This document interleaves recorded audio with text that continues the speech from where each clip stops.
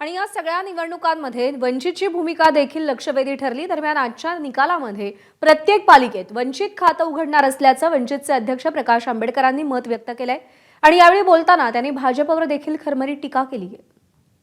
सोबत वंचितचे सर्वेसर्वा बाळासाहेब आंबेडकर 29 महापालिकांसाठी काल मतदान झालंय, आज मतमोजणी आहे।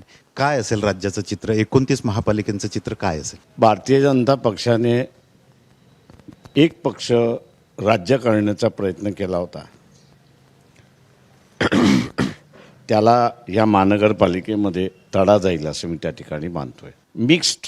मी जसं म्हणतो की मिक्स्ड रिझल्ट येण्याची शक्यता आहे। याचा अर्थ तुम्ही सगळ्यांनी मिळून राजकारण केलं पाहिजे। एकाची दादागिरी जी आहे, एकाची आतंकवाद जो आहे, तो लोकांनी सांगितलं की आम्हाला मान्य नाही आहे। त्याच्यामुळे हा सगळ्यात मोठा निर्णय असं मी त्या ठिकाणी मानतोय। कसा प्रतिसाद देतील मतदार वंचितला? ते आम्ही असं म्हणतोय की आम्ही असणाऱ्या प्रत्येक महानगरपालिकेमध्ये खातं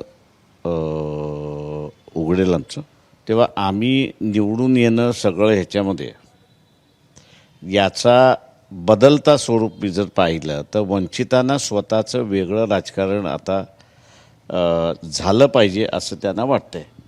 कॅमेरामन शांतारामसह doctor Sanjay Mahajan, ABP Majha, Akola. ABP माझा, उघडा डोळे बघा नीट।